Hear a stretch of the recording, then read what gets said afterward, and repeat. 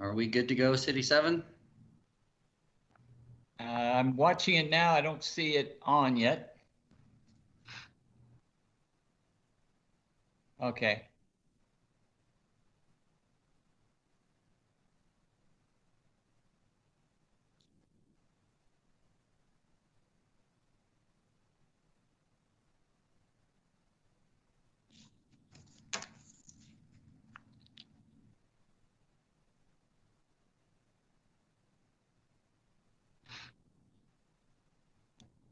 All right, very good. Well, I'd like to call this meeting to order. This is the meeting of the Independence Event Center Community Improvement District. And first item on the agenda, besides welcoming everyone, is to establish that we have a quorum for the meeting. So like to, Rick, do you have the, are you there able to do a roll call on that, or should we just have those present call out? I can see that Eric is here, and Brian, and me. Do we have any other members on? Do we have anyone else here present? Yes, we have several people that are present here. Well, board members. I was talking about board members first. No other board members are present, okay. But that is well, we do have a quorum to conduct business. So yes, who else do we have on here for the record? So from representing Spectra, we have General Manager for the Cable Diamond Arena, Larry Hovick. We have the Finance Director, is that right, Joe? Joe Kuchman? I might have given you a promotion, so. Nope, I'm the Director of Finance. Well, there you go. And then we have the CID Attorney here with us as well. And I think that's good. Wonderful. Well, thank you all for being here. Appreciate it very much. So we do have a quorum to conduct business. And I also see Morris Heidi is also in on the call. Thank you, Morris, for being here with Parks and Recreation and Tourism. Thank you. So, so we'll move on to our new business, which is approval of the minutes of our prior meeting, of our last meeting. Are there any corrections, or can I have a motion to approve? Move to approve. Second. Moved and second. All those in favor say aye. Aye. Aye. Opposed? Same sign. Thank you. It is passed. Okay, the minutes are approved. Next item, action item we have on here, or the next item on the agenda, is discussion of the Baker Tilly refinancing analysis. And so we'd ask City Finance Director Brian Kinney. Brian, are you going to take that? Sure. Yeah. And I could, maybe if I share my screen, you can see the document itself.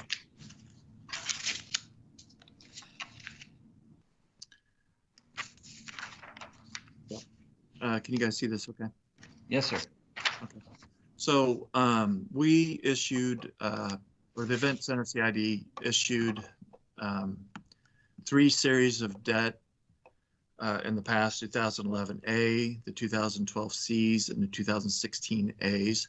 You can see what the original par amount was, and then what the outstanding par amount currently is.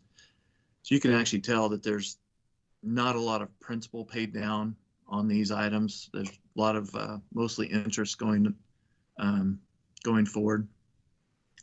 I do want to point out on the 2011As that the call date is 2021, and that basically means that the part of the loan outstanding at 2021, basically quite a bit of it, actually, I got the numbers down here, can be called, which means that we can refund these without a penalty. And what that would entail is for us issuing new debt, taking the proceeds of that debt and then paying off the old bondholders. And then we would have the new debt, but would be with the current market rate, we'd be paying a lower interest rate on those debt. So I had Baker Tilly, our municipal advisors, run the analysis on these 3 issues. Of the 3, the 2011A and the 2012Cs do have some merit to look into refunding. The first one, in 2011A, it's called a current refunding, which basically, like I said, it doesn't have a penalty associated with it, meaning we can just pay them off, tell the bondholders, hey, here's money to pay off your debt, and then we issue new debt. Taxable advance means that we would be issuing debt, holding it in a bank holds it for us, continues to make the debt for us until the next call date, which is several years after that. This type of advance refunding would be taxable, which means that the interest rate that we issue is going to be a little bit higher. However, even with that interest rate, you can see both these issues have a savings associated with them, that after all net costs and everything, there's a present value of $3 million to refund the 2011 and $4.9 million to refund the taxable advance 2012 Cs. So, and then the 2016 didn't have enough interest cost savings to even make it feasible. So when we were looking at this, I would be recommending that we go forward with refunding the 2011 As. I'm not completely sold on the 2012 Cs. There's a lot of other issues involved that, but I think we can move forward looking at it more closely. But I have a feeling without doubt that the 2011 As is something that we really should be moving forward and refunding for the debt service savings. However, as I continue to look at this, at one point, Eric and I talked about the plans when the debt service itself is paid off out in 2030-ish. And the idea would be then that we would then issue probably more debt to make improvements to the facility. My thought on this is that we might want to take a look at when we refund this, take the savings that we earn on it, keep the debt service at the same rate that it is now, but use the savings to make improvements to the facility. Any type of preventive maintenance type things or wholesale improvements that might be needed to modernize it or to make it last longer, I think is something that we might want to look at. So I had Baker Tilly run some analysis on that, and if we were to do that, it would generate about $7 million that would be able to pay for project costs. And so with that, I thought I would just kind of throw that out here to this group. I'm not exactly sure who all would go through the approval process on this, but again, you know, I'm all for making sure we lower the debt service out there, but I also think right now this might be a good opportunity to use these savings to actually make improvements, things that we definitely don't want to wait until 2030 or 2038, if you look at that, to make the savings or to make the improvements, whether or not we get more bang for our buck doing it earlier rather than later. So this is just right now more of an informative thing, and whether or not we want to, this board would want me to look into these items a little bit more in depth and come back. Thanks, Brian. The one thing that occurs to me is that I do believe that doesn't the CID extend a couple of years past the debt? So we had a bit of some money at the end that would have for improvements also. Correct. Yeah. And this would not extend the debt service past that either. So it would still have that next couple years available of having no debt associated with it. So this would basically just match up the debt service that we have now, the same amount of years, but just take the savings that we would garner from that and come up with project costs in order to make those improvements. So I think that's a fantastic strategy, Brian. We know that we have our CIP developed for the next 10 or so years, and quite frankly, the costs in total of those capital projects exceed what we currently would be able to produce. So I'm very interested in looking at a little bit further. Okay. Yeah, and it doesn't have to be all or nothing. I mean, we could use partial for refundings, partial for project. So I would imagine, Eric, I believe that are you having an engine? I was thinking there was an engineering study or some kind of a study being done on the facility. It was going to be done. We put that on hold with the whole COVID scenario just to see what revenues were going to be like. So it's planned but not executed. Okay. I guess I would just think that we'd want to partner it with that. So, For sure. Okay. Yeah, it would seem like we're going to have to do some other major reinvestment before the end of the current debt schedule, when we will have some money come in. So probably something in between that allows us to have some money before then would be good. I don't know, Eric, your CIP, when do you think it have you really given a thought about what's the best time for that reinvestment somewhere halfway between now and the end of the schedule? Yeah, I think one of the most costly items that we were looking at would be roof replacement, and that was several years out from now, but that's maybe 4 or 5 years from now, but that's something we're definitely going to have to address, and that is going to be well over $1 million type of scenario. Okay. And that's just one project. Yeah. Well, that's why. And then, Mark, the other project that we were looking at was doing that study, but it was very specific to community ice and looking at a possible extension for community ice to give some more programming space to help stay competitive with some of the things that we're hearing potentially might be happening in the region. Well, it sounds like a great opportunity for us to marry up that CIP schedule with this refinancing idea, and then really have it ready for that next big improvement we need to make, or improvements, I should say. Fantastic. Any other questions or any more from you, Brian, or does anybody have a question for Brian on that?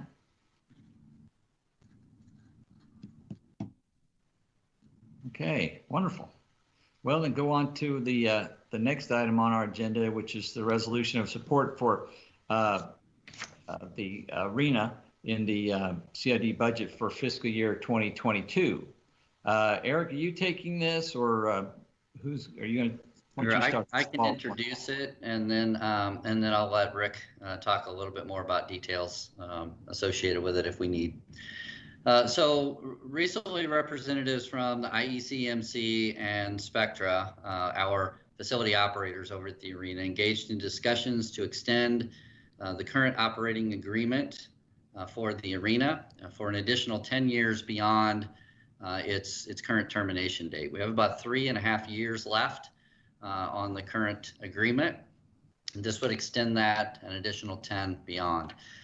We have reached agreement to extend for that period of time and substantially the same terms and conditions as we currently enjoy. It is a no-risk contract to the city, meaning if Spectra loses money, they're writing the check. If they actually make a profit, then they're keeping those profits up to a certain point, and then the profit shares are split between the building, IEC, MC, and Spectra. So the extension calls for substantially that, with the exception of this current fiscal year. Due to the COVID scenario, they were asking for 1 year of assistance in loss coverage for very COVID-specific related losses.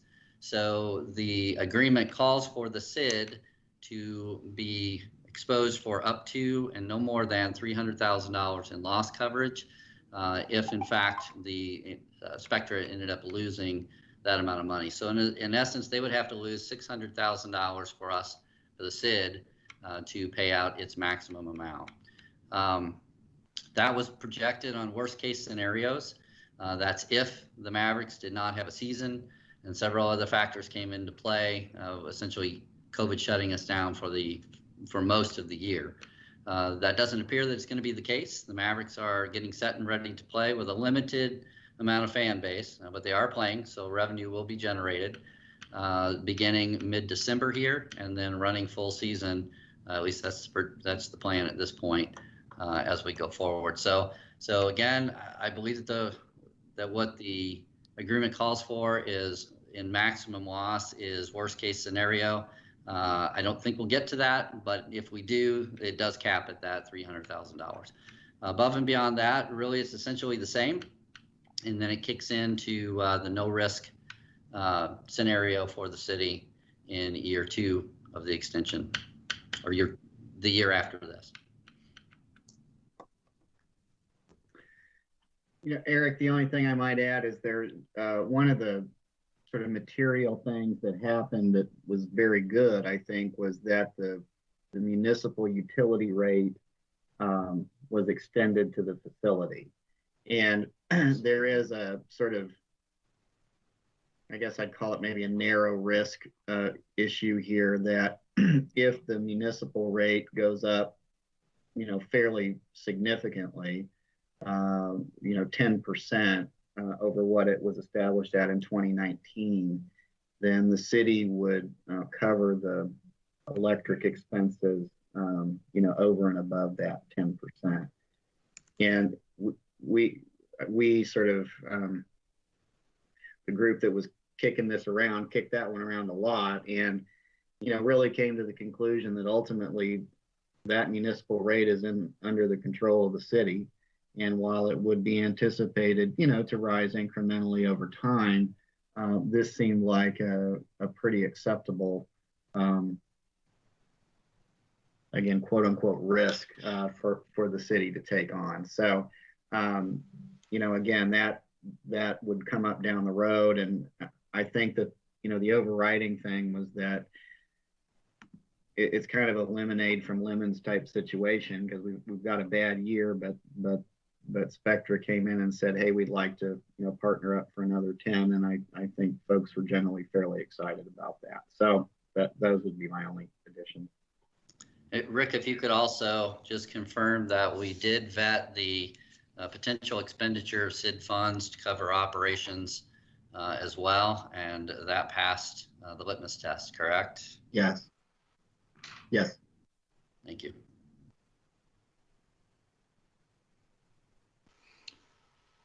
Well, very good. The prospect of an extension is very exciting. It's a really great thing. I think it's a good idea to give that, to try to help in these unusual times, to try to make sure that this all works for everyone. But I don't know, I'm very excited about the extension. So Eric, what's your take on the whole idea? I know you're excited about the idea of an extension as well. Yeah, as contract administrator for the building, it has been a pleasure working with this particular group. They are as professional as it comes. They're doing a wonderful job, pre-COVID especially, of booking things into the facility. The amount of content was on the rise. The actual fiscal year was looking really, really good going into March. Unfortunately, with COVID, that all came to a very abrupt halt. But they have plenty of plans on going forward, and as soon as things start loosening up for attendance and things of that nature, I'm quite confident we'll be back in good shape. But I've said it before, they're one of the biggest and the best in North America, and I think we're extremely fortunate to be able to have them on our team and working hard to keep the building programmed and relevant. So they do a great job.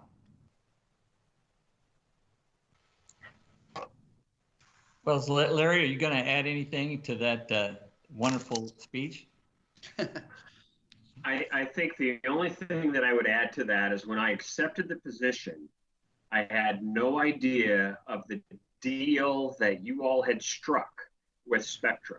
And I had, typically when you have this position that I sit in, you're judged on your performance. Okay, well, there are hundreds of Spectra venues around the country. There are a handful that have this deal.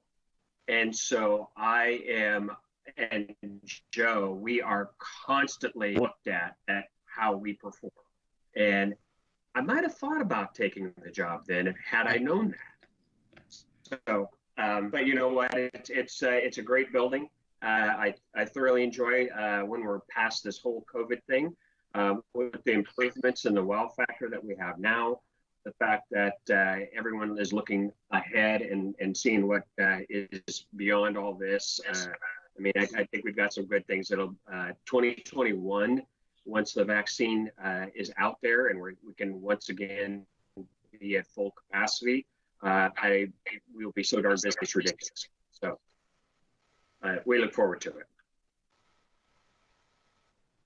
Very good.